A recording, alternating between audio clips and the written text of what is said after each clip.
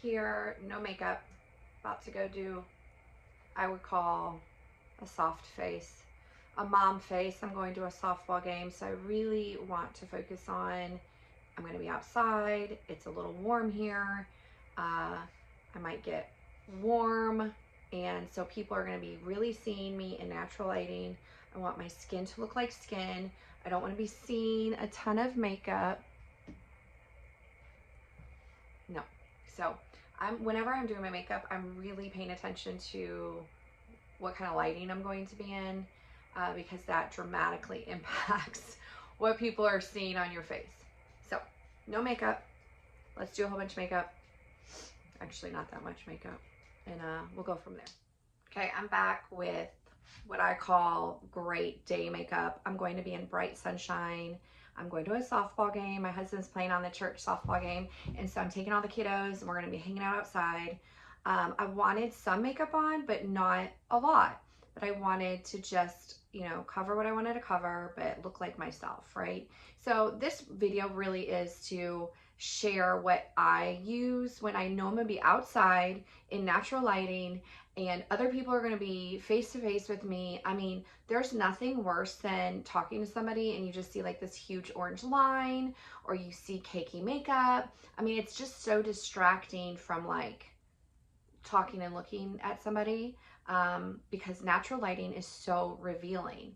So a couple tips I wanted to just give y'all, because I'm a 17-year makeup artist. I want my makeup to last. I want it to last through the heat. I want it to last through sweating. I want it to look like me. I want it to look like skin.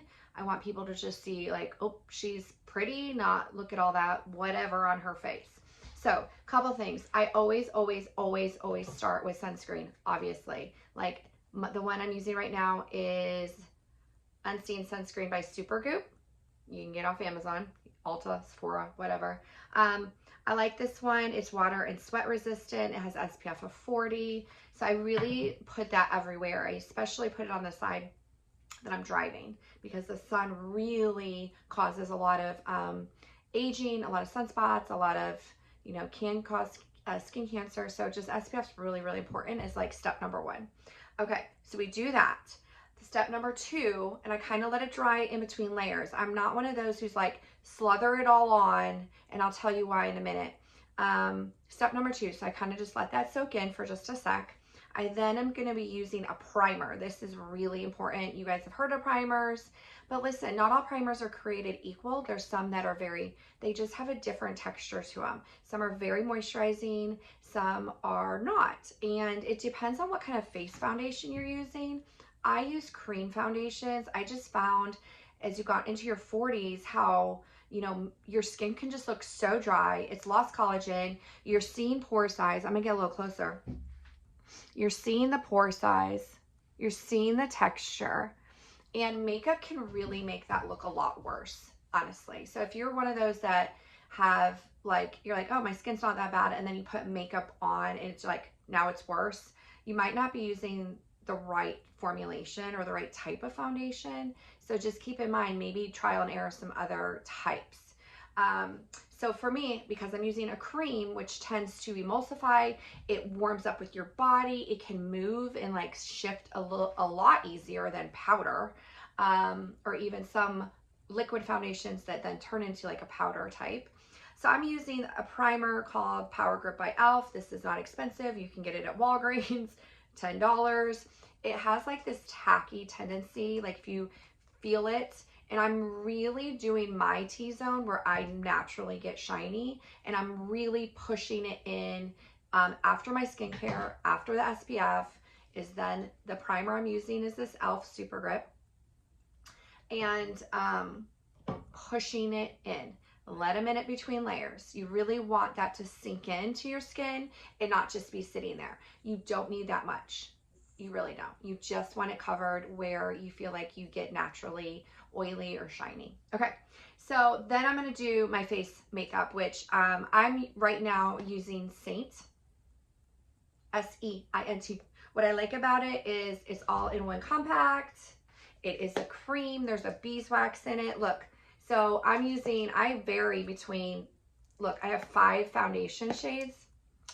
I can get it open.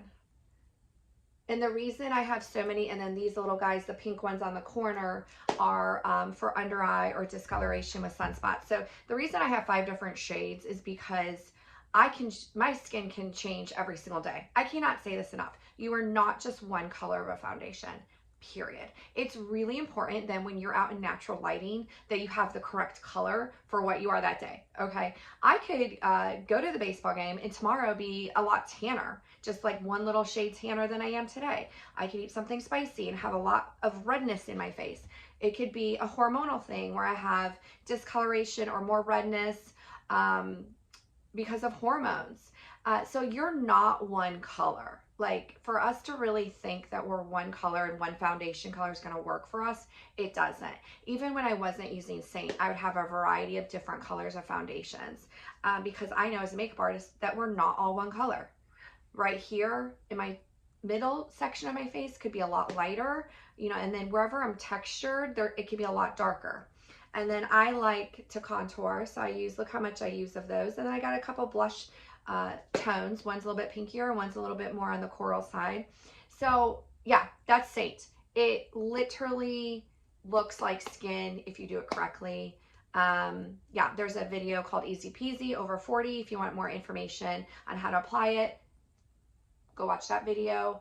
If you want to be color matched, you need to have the right color with this. It's so vital. I cannot tell you how many people are like, I tried Saint because somebody color matched me and I hate it.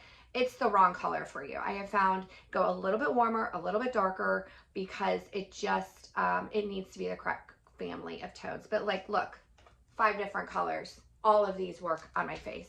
And I could even go a little bit darker. So, okay, enough about that one. The next thing I'm going to say about my eyes is I really like an eye primer, eyelash primer. I was going to contemplate putting on lashes today, but I don't feel like being that extra going to a softball game.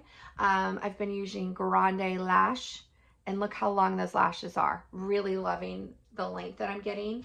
So that's a serum that will grow your lashes. But I find being outside, we can get these little raccoon eyes from just our bodies warming up. And I like doing a primer first. I find that it just stays on a little bit better.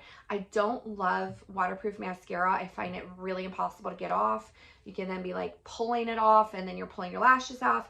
So right now, one of my like serious, this is a classic mascara, $10 again, like Walgreens, is L'Oreal's Voluminous Primer with L'Oreal's Voluminous Original. Love them. I just think it makes the mascara not run on you quite as frequently without using the primer. Okay, primer really, really helps keep it on. Another tip that I like to share with y'all is, and this is not that expensive. This is from Sephora, and it's just one of these. It's what I have on right now. And I know, like, I talk weird with my mouth. Listen, a lot of people do. Who cares? But this literally is a long wear. $15. What I like about these is, let me see if I can read the bottom. I don't even know what shade this is. Is that not sad? I feel like I need magnifying glasses. Is this what happens when you turn into your 40? It looks like shade 70, made in Italy. That's what I can make out.